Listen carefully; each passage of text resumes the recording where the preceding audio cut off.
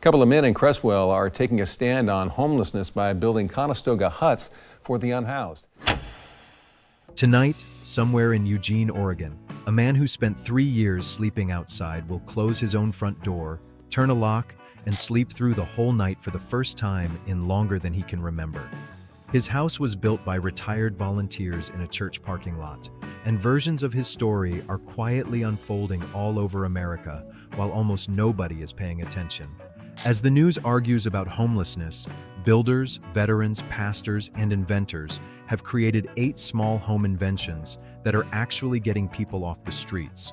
One of them folds out of a trailer into a complete house in about an hour. One is printed out of concrete by a machine the size of a truck. And waiting at number 1 is a village in Texas unlike anywhere else on earth, where hundreds of formerly homeless men and women now live with dignity. It will genuinely move you. We begin all the way down at number 8, and every stop on this countdown is more surprising than the last. If stories like this matter to you, tap the like button and subscribe, because there are more of them coming. Number 8, the Conestoga hut. Our countdown begins in Eugene, Oregon, with a tiny shelter that looks like it rolled straight out of American history. The Conestoga hut is shaped like the covered wagons that carried pioneer families west on the Oregon Trail, with a curved roof stretched over a small wooden frame. And that old-fashioned shape is exactly what makes it brilliant. The curved design sheds rain and wind. It is simple enough that ordinary volunteers can build one, and it costs only a few $1,000s in materials. A nonprofit in Eugene called Community Supported Shelters designed these huts so that church groups, retirees, and neighbors with basic tools could put one together in about a weekend. Inside, there is an insulated sleeping space, a raised bed platform, and most importantly, a solid door with a lock. If you have never spent a night outside, it is hard to understand what that lock means. For someone sleeping on the street, it means the first real sleep in months, because nobody can walk up on you in the dark. The idea grew out of Eugene's early experiments with legal rest stops, small sanctioned camps where people could sleep without being chased off at dawn, and the huts turned those camps into something closer to real neighborhoods. Today they sit together in small managed communities around Eugene, with shared kitchens, garden beds, and portable washrooms, and neighbors who look out for each other. Residents agree to community rules, take turns on chores, and many describe the strange, wonderful feeling of being asked how their day went for the first time in years. People living in these little wagon-shaped homes have gone on to find jobs, reconnect with their families, and move into permanent apartments. All of that started with plywood, insulation, and volunteers who gave up their Saturdays. A hut that neighbors can build by hand is a beautiful thing. But what happens when an entire city decides to build a whole village of tiny homes on land that was sitting empty? Number 7 takes us to Los Angeles, and the answer looks like a box of crayons. Number 7, the Hope of the Valley, tiny home villages. Los Angeles has one of the largest homeless populations in America, with tens of thousands of people sleeping in tents along freeways and sidewalks.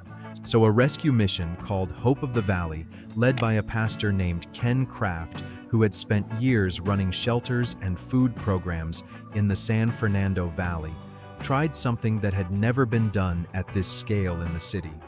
They took pieces of unused public land, including an empty lot beside a freeway in North Hollywood, and in a matter of months, they filled them with rows of tiny cabins painted in bright, cheerful colors: red, yellow, sky blue, orange. When drivers first passed the Chandler Boulevard Village, many assumed the whole thing was some kind of art installation. Every one of those bright little cabins was somebody's home. Each one is about 64 square feet, roughly the size of a garden shed, with 2 beds, heating, air conditioning, windows, electrical outlets, and a front door that locks. And here is what stunned even city officials. The Chandler Boulevard Village went from empty dirt to move-in day in a matter of weeks. In a city where a single traditional apartment building for the homeless can take years and cost hundreds of thousands of dollars per unit, The Alexandria Park village that followed became one of the largest tiny home villages in California, with more than 100 of these colorful cabins on a single site. And Hope of the Valley kept going, opening village after village across the valley until they were sheltering hundreds of people every single night. And here is the part that matters most. These villages are far more than rows of sheds. There are hot meals served every day, showers and laundry, and caseworkers on site whose entire job is helping each resident get identification documents, medical care, benefits, and eventually a permanent apartment. A tent on a sidewalk offers nothing but a delay. A locked cabin with a caseworker next door offers a way out. But those Los Angeles cabins had to come from somewhere, and the company that makes them might be the most remarkable part of this entire story. Number 6 is a factory in Washington State, where the people building the shelters know exactly what it feels like to need one. Number 6, the Pallet Shelter. In the city of Everett, Washington, a company called Pallet builds small personal shelters that arrive flat-packed, like furniture from a big box store. A small team with basic tools can take those panels and assemble a complete weatherproof shelter with a locking door, windows, ventilation, and space for beds in under an hour. 1 hour. A person sleeping outside this morning can be behind a locked door by sundown. The panels are engineered to handle heavy snow loads and powerful winds. The materials resist fire and mold, and when a village is no longer needed in one location, the shelters can be taken apart and moved somewhere else.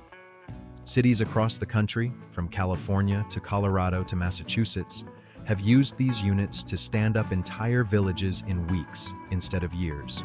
But the most powerful thing about Pallet is what happens on the factory floor. The founder, Amy King, ran a construction company with her husband before starting Pallet, and along the way, they had opened their own home to people coming out of addiction and prison. She saw up close that what those men and women needed first was simple: a safe place to sleep and a paycheck. So she built a company that provides both. Pallet deliberately hires people who have lived through homelessness, addiction, or incarceration, people most employers will not even interview. So many of the workers bolting these shelters together have slept outside themselves. Every panel they assemble is the very thing they once needed, headed to someone who needs it tonight. There are few better examples of American second chances than that factory. A shelter you can assemble in an hour can save a life, but a shelter is still temporary. What if a tiny home could turn a homeless person into an actual homeowner with a deed and keys and their name on the paperwork? Number 5 takes us to Detroit, where that is exactly what is happening. Number 5, the Cass Community Tiny Homes. On the west side of Detroit, Michigan, whole blocks sat abandoned for decades after the city lost more than half its population. Empty lots, burned-out houses, and no hope in sight. Then a pastor named Faith Fowler and a nonprofit called Cass Community Social Services did something nobody expected. On those forgotten lots, they built a neighborhood of 25 brand new tiny houses, each one between about 250 and 400 square feet, and each one designed in a completely different architectural style. There is a little Tudor cottage, a tiny Victorian with gingerbread trim, a miniature Cape Cod. Driving down the street, it looks like a storybook village, and that was intentional, because Reverend Fowler insisted that homes for the poor should be beautiful, not identical gray boxes. Each house was funded by a different sponsor, from local churches to Detroit businesses, and neighbors watched something they had not seen in a generation. Brand new homes going up on their street, one by one, with fresh paint and front porches. The residents include formerly homeless men and women, seniors on tiny fixed incomes, and young adults who aged out of foster care with nobody to help them. They pay a genuinely affordable rent, roughly $1 per square foot per month, and they take financial literacy and home maintenance classes along the way. And now the part that separates Detroit from every other program on this list. If a resident stays and pays that modest rent for 7 years, the organization hands them the deed. The house becomes theirs. Not rented, not borrowed, owned. People who once slept in shelters are now property owners with something to pass down to their children and grandchildren. That is the American dream rebuilt at 300 square feet. And yet, for all the heart in Detroit, the next stop on our countdown might be the one that stays with you longest, because number 4 was built by combat veterans, for the brothers and sisters our country left behind. Number 4, the Veterans Community Project. In Kansas City, Missouri, a group of combat veterans came home from war and noticed something that made them furious. Men and women who had worn the uniform of the United States were sleeping under bridges in the same country they had sworn to defend. And when those veterans went looking for help, many were turned away over paperwork, discharge status, or rules that made no sense. So a handful of them, led by Army veteran Chris Stout and fellow veterans who had seen combat themselves, stopped waiting for the government and built the solution with their own hands. They put in their own money, knocked on doors for donations, and poured foundations on a plot of land in South Kansas City. It is called the Veterans Community Project, a village of 49 tiny homes, each one about 240 square feet, arranged around a central community center. And the details will get you. Every home comes fully furnished before the veteran moves in.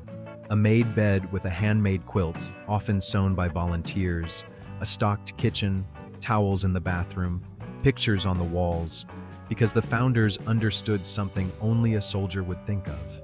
A person coming off the street should walk into a home, not an empty box.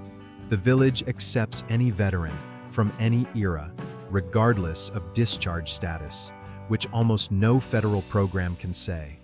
On-site caseworkers help with benefits, mental health care, job placement, and permanent housing, and the vast majority of veterans who move into these tiny homes successfully transition into homes of their own.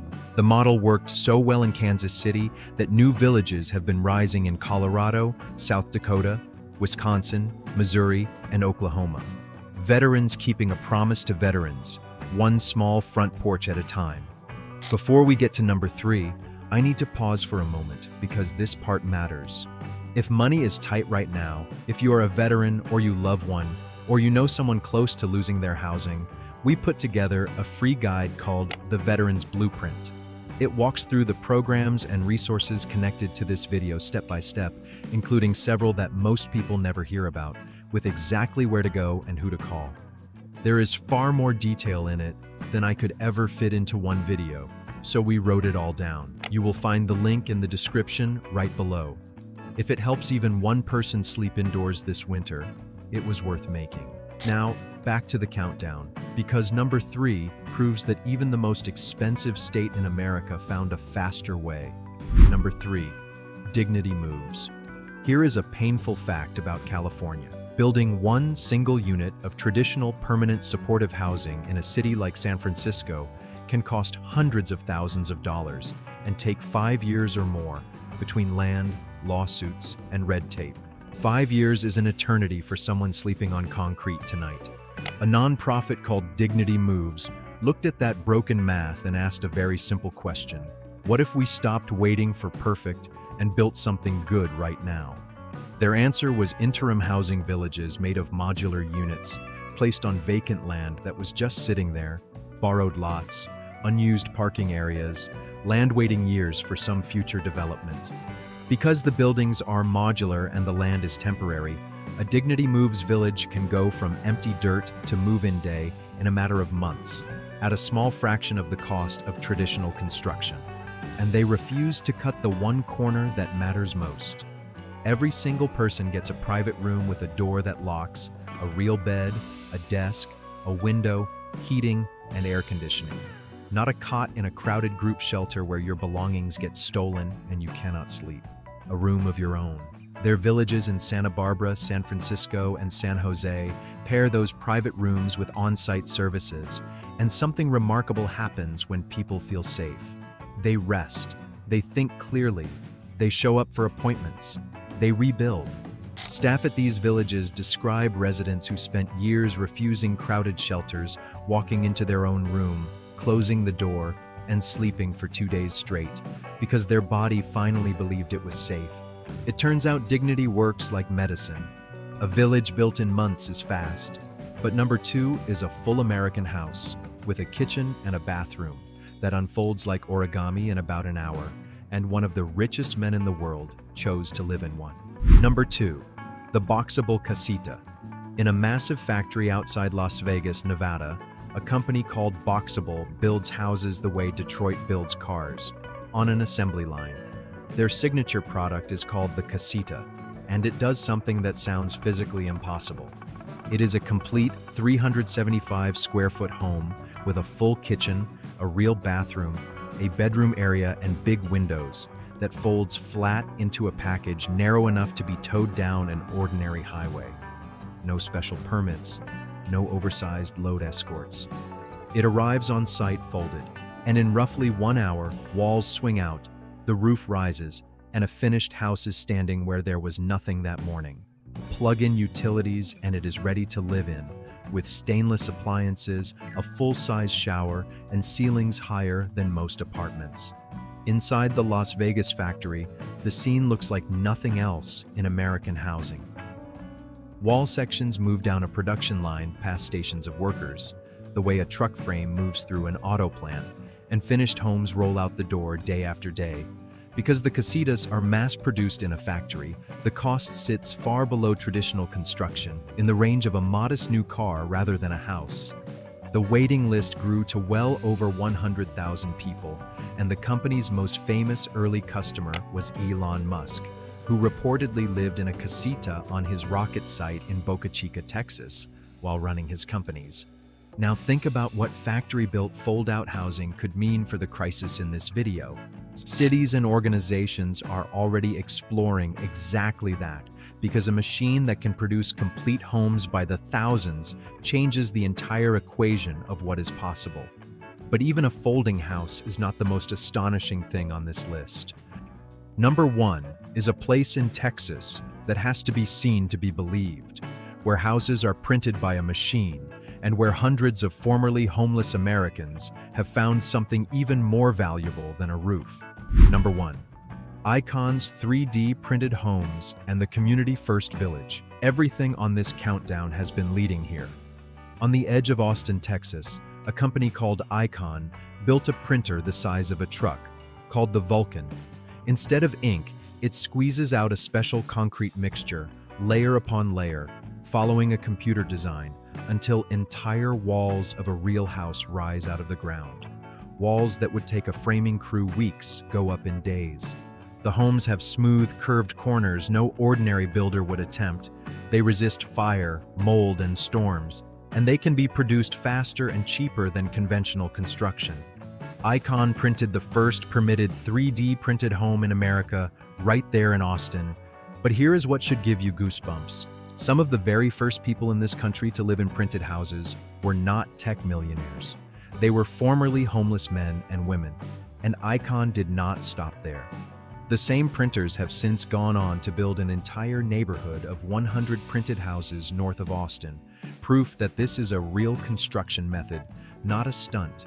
But the printed homes that matter most for this story stand inside a place called Community First Village, a 51-acre neighborhood created by a ministry called Mobile Loaves and Fishes.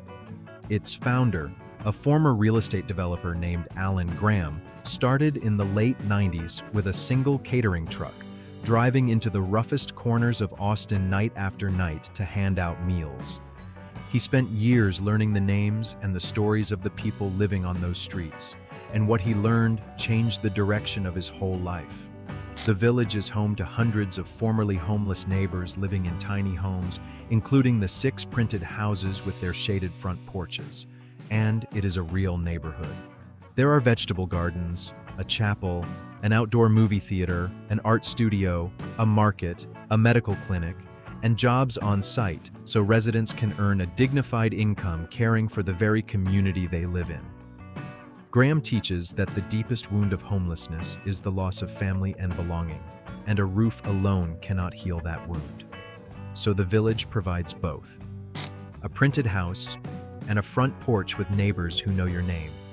The village is now expanding across additional land to welcome hundreds more residents, and people travel from all over the world to study how a city in Texas quietly built the future. 8 Inventions. Some are huts built by volunteers with hand tools. Some roll out of factories, and one is printed by a machine out of concrete. But every single one of them proves the same thing. The answer to homelessness in America is not being invented in Washington.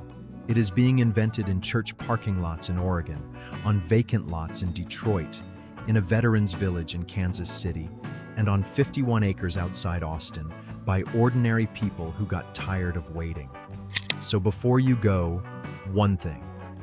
If you or someone you love could use the help we talked about today, the Veterans Blueprint is waiting in the description below this video, free, with every resource laid out step by step. Grab it or send it to the person who needs it.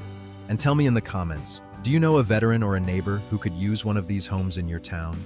Your answer might be the reason the next village gets built. See you in the next one.